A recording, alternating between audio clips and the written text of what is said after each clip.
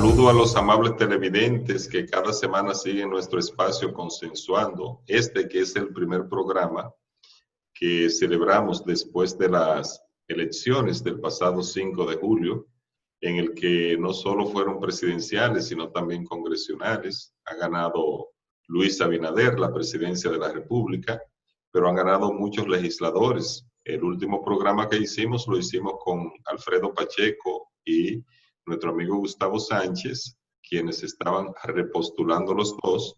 Ambos han salido, ambos dijeron en ese programa que aspiraban a la presidencia de la Cámara de Diputados, con lo cual yo quiero felicitarte, Gustavo, por haber nueva vez salido electo como diputado de tu circunscripción. Gracias, Víctor, gracias del alma. Quiero extender mis felicitaciones a Luis Abinader y al Partido Revolucionario Moderno, quienes salieron victoriosos en la contienda electoral del 5 de julio. Me uno al pueblo dominicano que de manera democrática votó por ese partido. Le deseo lo mayor de los éxitos. Y en este programa, Víctor, me siento inmensamente complacido de que podamos iniciar con un político a carta cabal, una persona conocedora de los temas y que en la entrega de hoy nos honra con su presencia, el licenciado Melanio Paredes. Con él vamos a conversar. Yo sé que tú y Melanio tienen vínculos primarios, por lo tanto me gustaría que de una forma u otra tú participara en este debate con Melanio Paredes. Muchas gracias, Gustavo, por las felicitaciones en nombre del presidente electo Luis Abinader y en el mío propio. Me uno, igual como tú lo has dicho, que este será un programa que vamos a compartir, más que con un político, con un amigo. Y de hecho ya él había venido al programa y prometió que volvería a nuestro programa. Y aquí está, este primer espacio después de las elecciones, compartirlo con un demócrata, un educador, un político, un miembro del Partido de la Liberación Dominicana. Aquí vamos a analizar incluso la victoria de Luis Abinader, o por qué perdió el PLD, cuáles son las perspectivas del gobierno, cuáles son las perspectivas de ahora el PLD después de 20 años como gobierno, ahora estar en la oposición. Bienvenido, Melanio Paredes. Gracias por la oportunidad del primero después de las elecciones y quiero unirme a la felicitación de Víctor de Asa al veterano legislador Gustavo Sánchez. Gustavo es un fajador porque el Distrito Nacional y esa circunscripción 3 es muy competitiva y él ha podido revalidar su liderazgo en esa circunscripción, sobre todo en los sectores de Villajuana, Villa Consuelo, Villas Agrícolas, que es el fuerte de su liderazgo y en sentido general en toda la circunscripción. Quiero igualmente unirme a la felicitación de Gustavo al presidente electo Luis Abinader. Ya he tenido la oportunidad a través de la plataforma Twitter de felicitar algunas de las decisiones que ha tomado, en particular la designación de Milagros Ortiz Bosch en el área de ética y transparencia, enviando un mensaje, no como quieren los radicales, un mensaje de persecución o pugnacidad política, sino mandando un mensaje a los nuevos funcionarios que asumirán funciones el 16 de agosto. Lo dijo Luis en sus propias palabras. Y naturalmente también felicitarlo por el triunfo alcanzado en Buena Lid. Y lamentando el que no tengamos a un excelente legislador como el amigo de Asa en el Congreso Nacional, pero esperamos que pueda estar ocupando una posición importante en el tren de la administración pública. Bueno, efectivamente yo no me postulé, a pesar de que tenía una estructura mucho mayor que la que me llevó como diputado. Se postuló mi hija en mi lugar, alcanzó casi 8,000 votos, fue la sexta más votada en una demarcación de 8, la sexta entre los 24 candidatos de los 3 principales partidos. Sin embargo, hubo lo que yo le llamo un desliz de la Junta Central Electoral al votar una resolución aplicando 2 tipos de votación para un método preferencial, como el voto preferencial es un voto directo a las personas. No hay que tener de que voto partidario más voto preferencial. El voto debe ser la sumatoria de todos los candidatos. Por ejemplo, para que se entienda, Gustavo es parte de una demarcación donde hay 7 candidatos. Pues los 7 del PLD se suman, los 7 del PRM y sus aliados, los 7 del Reformista y sus aliados, y eso te da la cantidad de votos de cada partido político, y eso se aplica el método de Home para saber los escaños que corresponden a cada partido. Pero cuando tú aplicas de que el voto de... Esto nos retrotrae a la discusión de la ley de partidos. Yo siempre fui partidario de que debíamos eliminar, la ley de Home viene del siglo XIX, y hay este tipo de problemas. El Distrito Nacional todavía ayer había problemas con la asignación de los escaños, con un nivel de escolaridad muy baja de los delegados de mesa y los funcionarios de mesa, y yo siempre fui partidario de que los diputados se eligieran por distritos electorales. Creo que tú tenías alguna objeción y decía que si se establece por distritos electorales, esto pudiera ser más concentrador, daría mucho menos participación, pero yo pienso que si ya se instituyen las primarias en los partidos, abiertas o cerradas, y hay una competencia interna, entonces, ¿por qué no va Gustavo Sánchez a competir con el candidato del PRM, del Frente Amplio, del PRD, en el distrito electoral de Villaguana, Villa Agrícola y Villa Consuelo, por ejemplo, en un distrito, y no hay este inconveniente que hemos tenido y todavía persiste hoy con el tema de la asignación por el método de Home? Creo que es un tema de ambigüedad, un tema recurrente que tendremos que superar a futuro. Pero yo pienso, con perdón, Gustavo y Melanio, que el problema en esta ocasión lo causó la resolución de la Junta Central Electoral.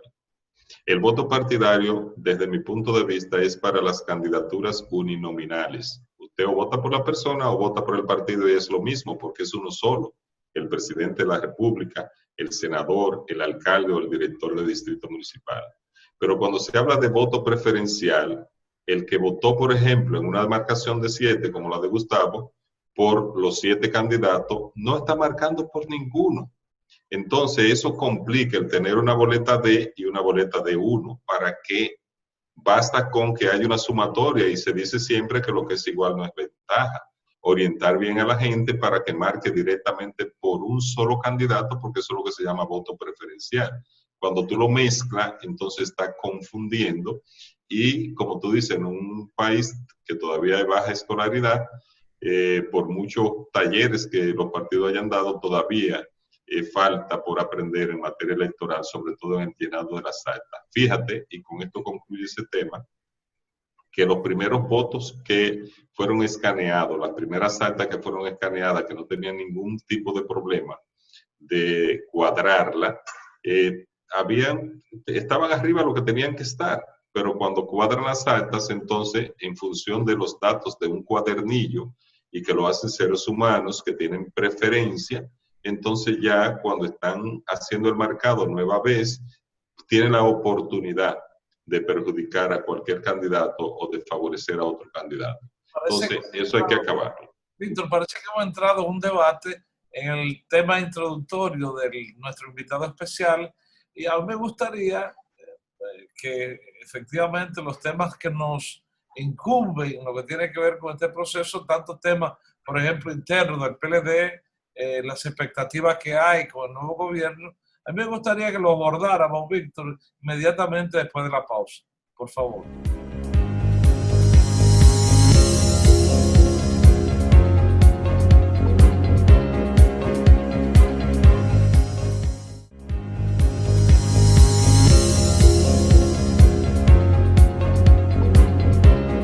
Bueno, Gustavo, el amigo Melanio Paredes tiene un movimiento, Más Democracia, a pesar de que él es del PLD, miembro de la comisión política del PLD, que llegó tengo entendido que en la última camada, fruto del apoyo del presidente Danilo Medina. Pero yo le conocí a él ya con un movimiento denominado Más Democracia, entonces hablemos de democracia con él. Vamos a analizar, Melanio, desde tu punto de vista, en qué falló el PLD, que tuvo una participación electoral, digamos,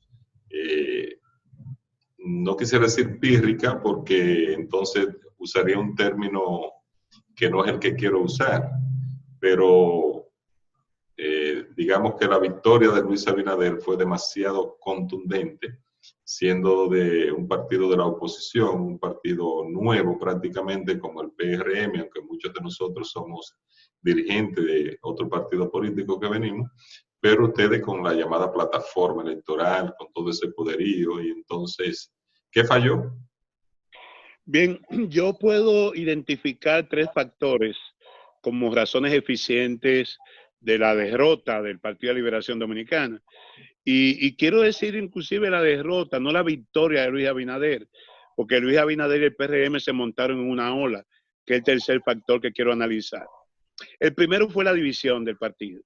Y ustedes recordarán mis recurrentes intervenciones y esfuerzos por mantener unificado al Partido de Liberación Dominicana. Es más, en los meses previos a las primarias abiertas del PLD, yo estuve postulando hasta el día mismo del inicio de la primaria, en que entonces me presenté como un candidato independiente de los grupos que polarizaban, y decía que si se imponía el proyecto de reelección, Leonel Fernández tenía una opción B, que era irse con una candidatura independiente. Y si finalmente no obtenía la candidatura, también se iría del Partido de la Liberación Dominicana. E hice esfuerzos denodados porque no ocurriera así. Un día posterior incluso a aquella visita masiva que hizo el presidente Fernández al Congreso Nacional y que pudo degenerar en una situación inmanejable, yo hice una declaración muy fuerte y decía que no había precedentes de que el presidente de un partido acudiera a protestar a un poder del Estado, en este caso al primer poder del Estado, al Congreso Nacional, dirigido por dos compañeros subalternos políticamente de él. En este caso, Radamés Camacho, que dirigía la Cámara de Diputados, y Reinaldo Pared Pérez, que dirigía el Senado de la República. Y lo hacía porque entendía que era un mal precedente. Por eso incluso participé con una posición independiente y obtuve un tercer lugar apenas en 8 semanas de trabajo en que pude impulsar la candidatura con el propósito de convertirme en una especie de fiel que pudiera equilibrar la balanza en un momento determinado y evitar que saliéramos divididos de ese proceso.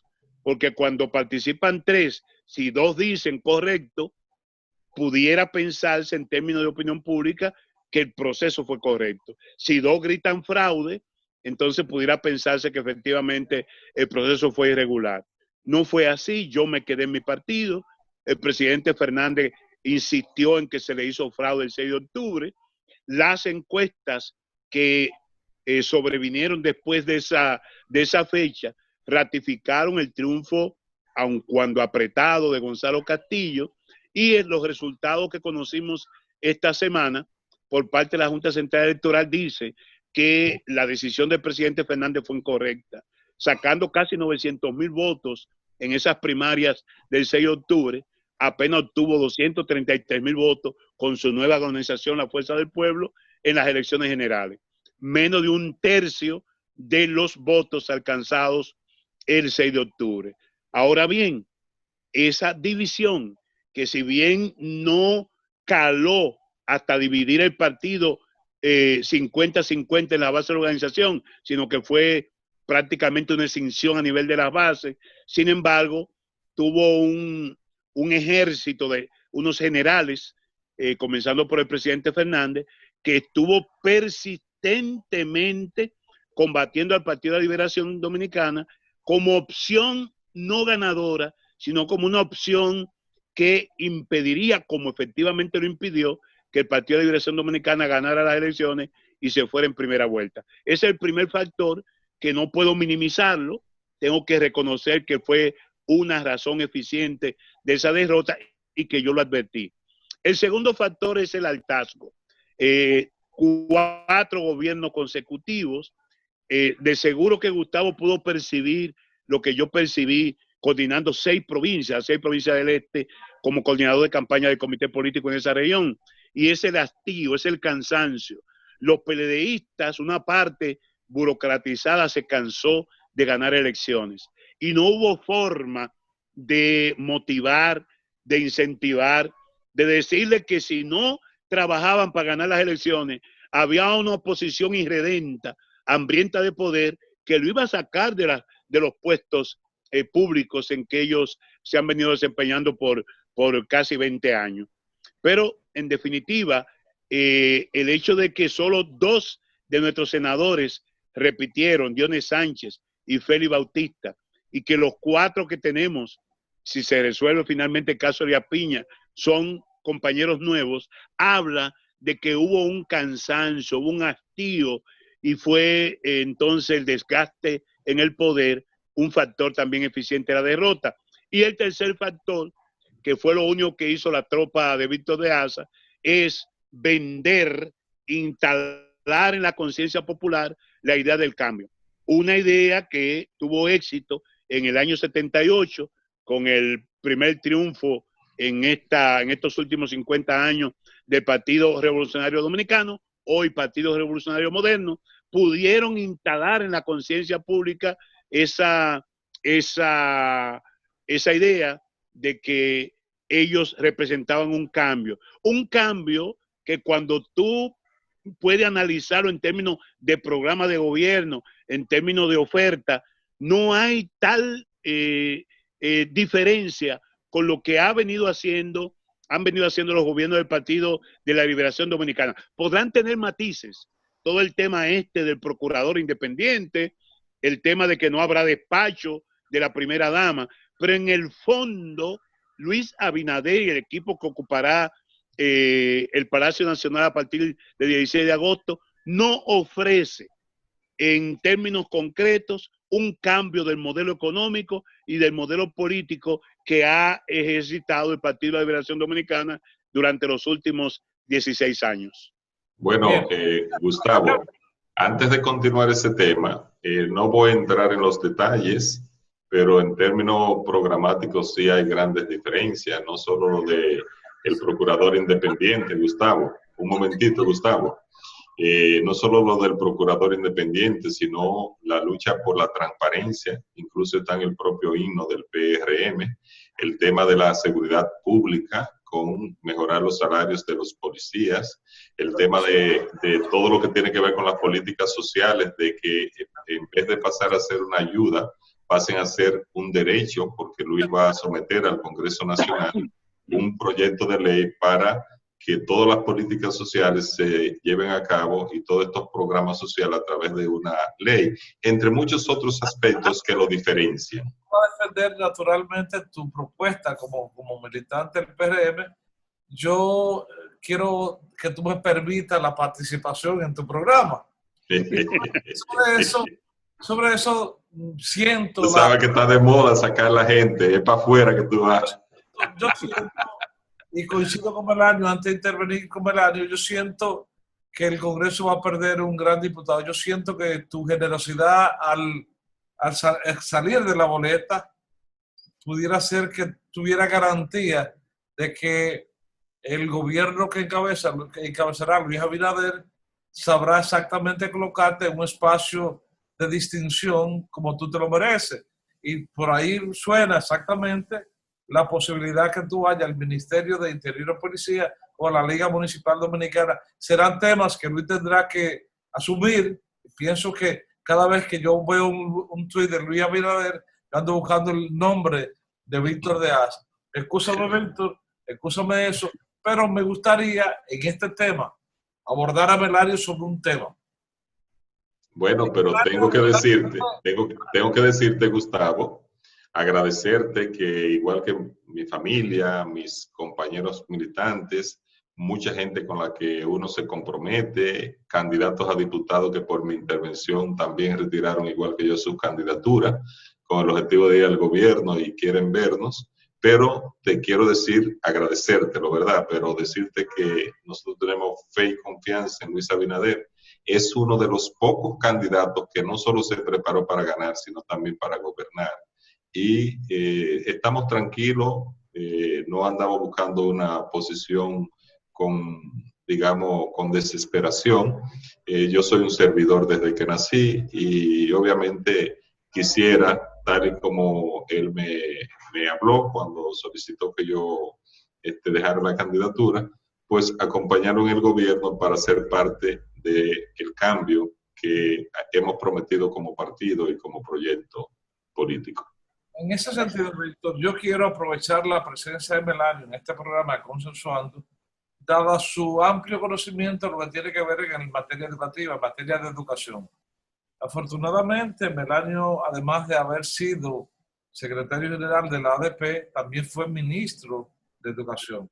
El Ministerio de Educación han tenido tres figuras: la doctora Milagro Ortiz, Melanio Paredes y ahora Fulcar. Entonces, sobre esa base, Melanio, yo quisiera que tú me des tu punto de vista, porque la dignificación del sistema educativo comenzó contigo. Exactamente, los salarios de los profesores, básicamente lo iniciaste tú dignificando exactamente esa clase de ministerial. Sin embargo, me llama mucho la atención, Melanio, que el ministro que ha sido postulado para tomar posesión el 16 de agosto comienza sobre la base de un cuestionamiento a la eficiencia de la tanda extendida. Dice él, de manera muy particular, el horario de la tanda extendida se pierde solamente en temas no curriculares y que en nada aporta a la formación de escuela de arte, deporte, en sentido general. Él dice en una de sus intervenciones de que la tanda extendida ha sido un fracaso porque no contempla, según su parecer, que o no conoce exactamente a profundidad cuál es la materia curricular adicional que, independientemente del currículo, están contempladas en el horario de la tanda extendida. Me gustaría saber, Melanio, tú como ex ministro de Educación, como ex secretario general de la ADP, esa posición de Roberto en cuanto a la tanda extendida. Bien, yo, como tú, espero tener a otro ministro de amigos, como Víctor de Asa. Sería un lujo para el gobierno de Luis Abinader. Ya tengo a Roberto Fulcar, que trabajamos juntos en la Asociación Dominicana de Profesores. Milagros Ortiz Bosch, que increíblemente, aún siendo opositora, cuando yo ocupé el puesto de ministro de secretario, se llamaba entonces Industria y Comercio, me invitó a su casa, acudí y me envió a dos de sus técnicos. Uno de ellos, Rafaelito Espinal, que tú conoces, Gustavo, que fue diputado junto conmigo y Danilo Medina en el periodo 90-94, fue de los que se fue del PLD y ha trabajado ese entonces junto a Milagro Ortiz Bosch, y me lo envió con sus técnicos para discutir lo que en aquel entonces se llamó el bono gas, y el bono también que se daba para el tema del diésel y poder garantizar la accesibilidad al costo del transporte público. De manera que de milagro agradezco ese acompañamiento que tuvo a bien hacerme cuando yo ocupaba una posición pública, y también le auguro que pueda tener éxito en la importante responsabilidad que le asiste. Está Miki Seara también, que fue mi profesor de macroeconomía en INTEC, de manera que hay muy buenos amigos en el gobierno, pero teniendo a Víctor de Asa, yo creo, Gustavo, que podríamos tener un espacio para poner en práctica lo que dice este programa, consensuar. Y a Gustavo Sánchez le corresponderá un papel importante, porque el PLD proyecta tener entre 74 y 76 diputados, una fracción importante que tendrá que tomar en cuenta el gobierno de Luis Abinader para poder consensuar políticas. No creo que ellos puedan llegar a los 96, 97 legisladores, de manera que tendrá que buscar consenso entre la oposición y fundamentalmente una bancada que tendrá que jugar un papel de fortaleza como la del Partido de la Liberación Dominicana. Respecto al tema educativo, que es mi pasión, como tú señalas, Gustavo, pienso que antes que el buen amigo Roberto Fulcar comenzara a cuestionar políticas que él tendrá que examinar, porque en el sistema educativo dominicano las decisiones no son del ministro. Todo lo que son políticas educativas tienen que ser discutidas en el Consejo Nacional de Educación, se expresan a través de ordenanzas, órdenes departamentales, etcétera.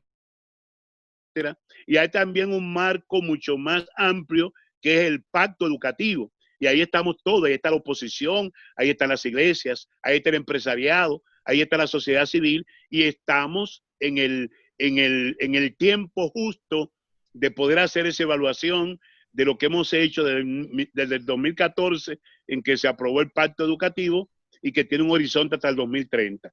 Yo pienso que el desafío más importante que tendrá el Ministerio de Educación ahora es poder cerrar el año lectivo 19-20, que implica poder dar las acciones remediales, porque hubo una promoción automática generalizada, condicionada a que los alumnos que no pudieron expresar dominio de determinadas competencias y contenidos tengan que hacerlo al inicio del próximo año lectivo.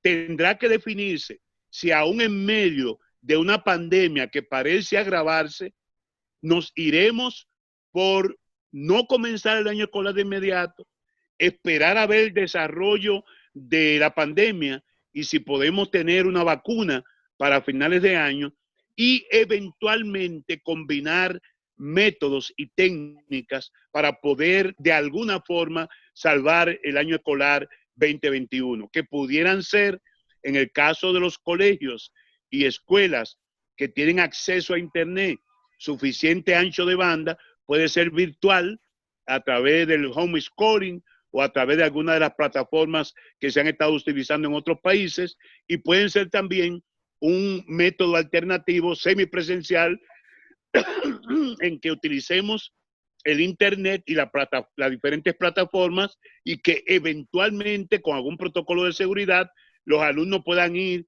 periódicamente cada cierto tiempo a las escuelas para entrar en contacto con sus maestros y maestras. Y finalmente, si nos vamos por la opción de ver en qué provincia el COVID-19 no ha adquirido la condición de desarrollo comunitario, y entonces allí sí podrían impartirse la docencia como se hace tradicionalmente de manera presencial. De manera que antes que definir el tema de jornada extendida, que yo he expresado también mis posiciones críticas, hay que definir y tiene que ser de consenso, porque la educación involucra a 195,000 docentes y empleados administrativos, 2.7 millones de alumnos y prácticamente la mitad de la población que envía a sus hijos e hijas a las escuelas. Eso no puede ser una decisión de un ministro de manera particular, tiene que ser resultado del consenso y por consiguiente cualquier cambio que se pueda introducir debe contar con el más amplio respaldo de la ciudadanía y de los sectores involucrados. En el caso específico de la jornada extendida, que llegó para que una jornada que fue de lo que mejor apreció la sociedad dominicana como un aporte de los gobiernos del presidente Medina, porque no solamente implica la jornada extendida como una alternativa de mantener más tiempo a los alumnos en las escuelas, sino que permite al mismo tiempo que el Estado pueda ir en auxilio de las familias socialmente más vulnerables para poder recibir allí el desayuno, la merienda y el almuerzo escolar. Eso está ya enraizado en la sociedad dominicana. Todo lo que pueda hacerse en procura de mejorar y aprovechar el tiempo, introduciendo contenido, utilizando el tiempo en la impartición de talleres de artes, de de música, etcétera, bienvenido sea. Pero eso tendrá que ser el producto de un examen, de una evaluación de impacto y de que se pueda discutir en el Consejo Nacional de Educación un plan de mejora, no de eliminación de la jornada extendida. Con Melanio podemos seguir hablando de manera incansable, pero le vamos a pedir a él su disculpa a los fines de nosotros poder retornar después de la pausa.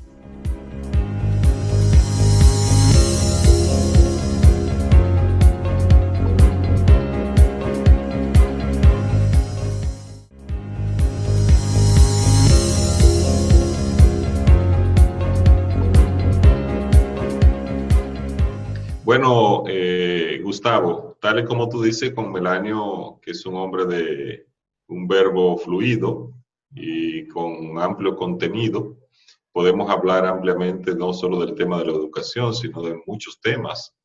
Pero yo quisiera, como político que él es, como miembro de la Comisión Política del PLD y además por haber sido precandidato a la presidencia de la República, se supone que él tendrá su proyecto para los próximos 4 años.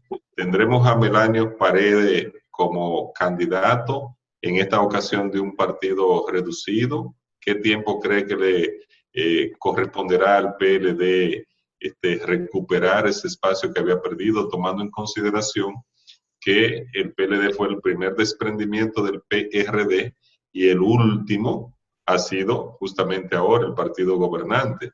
Ambos vienen de ese partido, pero al PRM le correspondió en su continuidad 16 años consecutivos fuera del poder. ¿Crees tú que por ahí mismo vamos con el PLD y entonces tus aspiraciones tendrían sentido o no? Te compro la idea de que efectivamente vamos a la oposición. Somos hoy el principal partido de la oposición, pero no disminuido. Derrotado, pero no disminuido. Porque ya te dije que 75, 76 diputados, 6 senadores, 192 alcaldes o directores, conjuntamente con nuestros aliados, es una fuerza importante que solo equiparable a lo que obtuvo el PRM en el 2016, en su primera participación, innegablemente un récord, solo que el PRM es nuevo de nombre. Tú sabes, Víctor, que en el PRM está la mayoría de lo que fue el otrora Partido Revolucionario Dominicano y naturalmente ha podido sumar otros sectores. Pero realmente somos una fuerza opositora importante que tendremos que jugar nuestro rol. Mira, yo no creo ahora en ningún proyecto individual. Melanio Paredes no tiene proyecto individual. Tengo necesariamente, junto con Gustavo, junto con todo el comité político y el comité central, que asumir el proyecto político Partido de la Liberación Dominicana, que tiene que pasar por un proceso de evaluación. Dicen que las victorias no se analizan, se celebran. Las derrotas hay que analizarlas. Y ya yo les puse un punto de vista que pudiera ser el que asuma la dirección del partido. Es posible que no, es mi particular punto de vista. Y una vez se conozca el conteo final de la composición de la Cámara de Diputados y el Senado, según tengo información, el comité político será convocado para pasar ese proceso de evaluación que implicará necesariamente la convocatoria de nuestro 9º Congreso.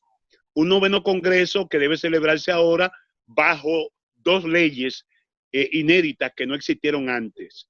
La ley de partido, que obliga a una renovación obligatoria de todos los cuadros de la organización, desde el comité de base hasta el comité político, que obliga a la cuota de participación tanto de la mujer como de la juventud, que incorpore elementos como lo que tú has dicho, la transparencia, la rendición de cuentas, y que al mismo tiempo también establece mecanismos de control del gasto, porque si bien teníamos que cuidarnos del gasto exorbitado en las campañas generales, también tenemos que cuidarnos en términos de campañas internas, porque los partidos no pueden ser presa de aquel que tenga más dinero y más poder.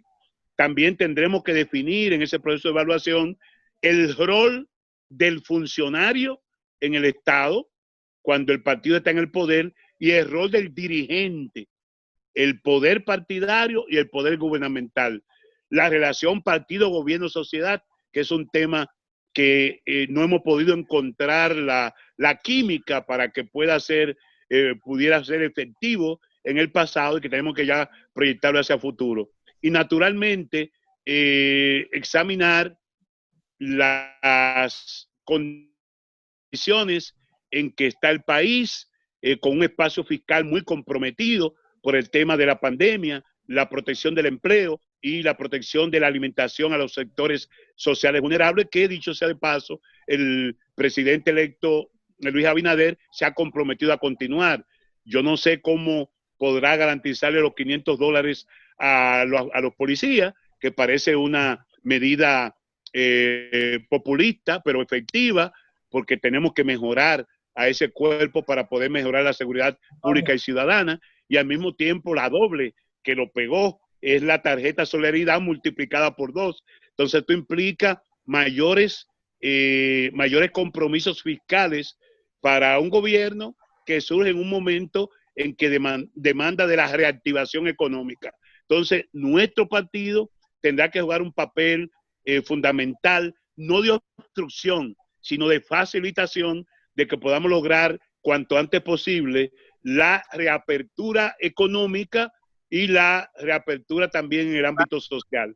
Lanio, en ese mismo orden, y yéndonos al partido, que también me interesa a mí tanto como hacer una gran oposición, lo menos cierto es que de cara al 9º Congreso, ¿cómo nos podemos abocar con un padrón electoral amorfo, el cual yo pudiera decir, bueno, vamos a comenzar a validar la membresía del PLD? Porque tú viste la primaria y viste ahora mismo exactamente qué pasó. O sea, ¿cómo pudiéramos participar en un congreso en el cual se van a elegir todas las autoridades? Sí, vamos en esta condición en la cual pudiera imperar exactamente el deseo de protagonismo que se pudiera imponer por tráfico de influencia, por no valorar méritos, sino más bien incidencia en la clase social.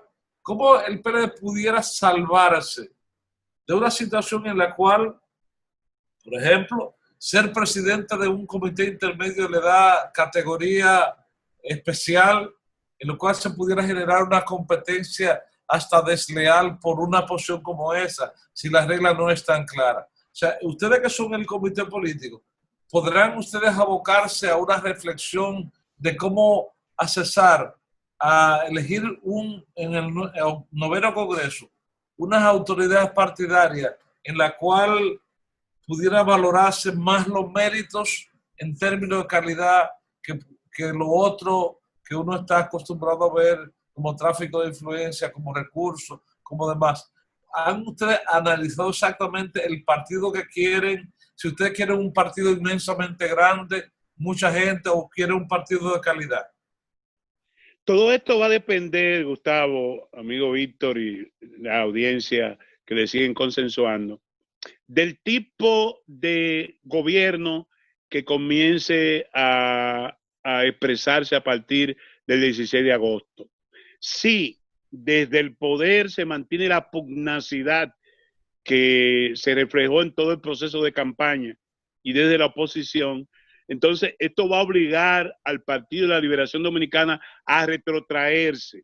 Y antes que mirar al interior y poder agotar ese proceso de reflexión y discusión a que se refiere Gustavo, tendría que garantizarse, blindarse y protegerse de ataques que pudieran venir desde el gobierno con una persecución o una cacería de brujas. Yo digo, es importante que desde las políticas públicas nosotros podamos adecentar la función pública en el país y el ejercicio político. Pero de ninguna manera podemos pensar en que a falta de pan se le va a ofrecer circo a la población dominicana. De manera que lo primero que yo pongo, Gustavo, sobre la mesa es la unidad partidaria. Tenemos que establecer los correctivos quien haya cometido inconducta que pague con sus culpas, pero no se puede atacar al Partido de la Liberación Dominicana como primera fuerza política del país para difuminarlo, para eliminarlo del escenario político dominicano. Y eso nos permitirá contribuir a mejorar el ejercicio político, no solamente en el orden interno, sino de toda la partidocracia en República Dominicana. Porque esos problemas que afectan al Partido de la Liberación Dominicana también afecta al PRM. Y yo estoy seguro que para Víctor de Asa y los que hicieron campaña ahora, tanto en el nivel municipal, congresional como presidencial, estaba el grave problema de la logística, el grave problema del flujo de recursos que ha llegado al quehacer político y que lleva a hombres como Gustavo Sánchez a tener que emplearse a fondo con unas relaciones que ha establecido con sus electores, a los cuales representa, para poder salvarse de que cualquier pelafustán con mucho dinero lo pueda irradiar del escenario político. Ese es un problema que no solamente afecta al PLD, afecta a todos los partidos en República Dominicana. Y para ello, yo pienso, Gustavo, que el PLD, antes que renovarse o reestructurarse, debe refundarse. Tenemos que hacer una profilaxis profunda. Tenemos que examinar las bases sobre las cuales tuvimos un partido exitoso, electoralmente exitoso. Hay que procurar pasar del partido verticalista a la organización inteligente, de bajar línea en términos verticales al consenso, a la discusión horizontal, porque de eso se trata. Y esto implicará un proceso de discusión que yo pienso que nos puede llevar entre 3 y 6 meses. Yo no iría inmediatamente a la renovación de cuadros, simplemente elegir miembros del comité central, presidentes de intermedio, miembros del comité político. Yo iría primero a una discusión a fondo del nuevo contexto dominicano, el nuevo contexto político regional, ver las leyes, cómo encaja la forma de organización política que hemos tenido hasta ahora con la ley de partido y la ley de régimen electoral que tienen que ser reformadas. Ojalá que Víctor de Asa participe de alguna iniciativa que permita mejorar esas leyes. Creo que se avanzó en gran medida, pero todavía quedan unos baches importantes, unas contradicciones que habrá que resolver. Y ojalá que la podamos hacer en los primeros 2 años de este periodo, porque si lo dejamos para los últimos 2 años, vamos a caer en las mismas contradicciones que tenemos ahora, que hasta el último día antes de las elecciones, la Junta tuvo que modificar, por lo que decía Víctor de Asa, el tema de acumulación de votos, o que los diputados tuvieran también delegados, que los partidos emergentes, todo un arroz con mango que yo pienso que tenemos que resolverlo. Yo pienso entonces, Gustavo, que esa renovación debe ser de contenido, no solamente de cara. Combinar lo mejor de lo viejo con lo mejor de los nuevos. Examinar el contexto actual, los nuevos actores e ir a una organización inteligente, en capacidad de dar respuesta de inmediato. No podemos esperar ahora que si el partido tiene que fijar una posición, hay que esperar 48 horas o 3 días para reunir el comité político. No, ahora hay que dar respuesta en tiempo real. Y eso es lo que nos ha traído el mundo actual y los cambios que se operan en todas las áreas y todos los sectores del quehacer político. Bueno, Gustavo, yo pienso que estamos llegando prácticamente al final, si queda muy poco, así que vamos a hacer una ligerísima pausa para venir a despedir el programa.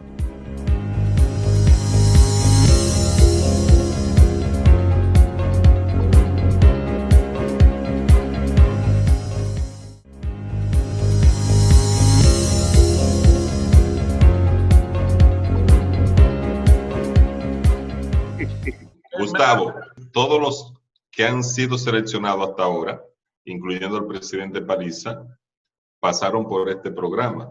No perdamos la oportunidad de que tenemos un posible candidato presidencial aquí con nosotros, así que tienes tu última participación porque estamos ya en los finales del programa. Sí, sí. Gracias. Yo espero seguir participando de Consensuando. Ya me considero habitué del programa. Hay unas jornadas importantes por delante. Yo pienso que Gustavo Sánchez tiene una posición muy cómoda ahora, como vocero o como un miembro importante del bloque. La vocera se elige ahora, la semana que viene. Magnífico. Yo, si tengo alguna posibilidad de empujar, empujaré, porque la experiencia no se improvisa. Y va a ser importante, ¿eh? Yo creo que estamos en un proceso interesantísimo y quiero señalarle a Víctor como a Gustavo que para mí saludo la decisión del presidente Medina en consenso con el presidente electo de pedir de la ampliación del estado de emergencia, de manera que tengamos una transición tranquila y que el propio presidente electo asuma, no con el sobresalto de una situación de gente en la calle en peligro de contagio, sino que lo haga con la debida tranquilidad y que a partir de ahí pueda definir las políticas hacia superar esta terrible pandemia y al mismo tiempo recuperar la economía y el empleo para el beneficio de los dominicanos y dominicanas. Yo quisiera agregar, Melanio y Víctor, que Danilo Medina ha dado demostración de que es un demócrata a carta cabal, un hombre de Estado, un hombre que ha facilitado esta transición sin ningún trauma y por lo tanto yo pienso que la sociedad dominicana ha valorado de manera correcta el nivel de acercamiento que se ha producido entre el partido ganador electo y el partido de la Liberación Dominicana que sale del gobierno a partir del 16 de agosto. Me uno a esa valoración, Gustavo. Bueno, no hay tiempo para más, Gustavo. Será hasta la próxima semana cuando estaremos de vuelta en su programa Consensuando. Gracias, Melanio. Gracias, Gustavo, por participar junto a nosotros. Gracias al equipo de producción. Tenemos aquí a Consensuando esta semana y volvemos la próxima semana.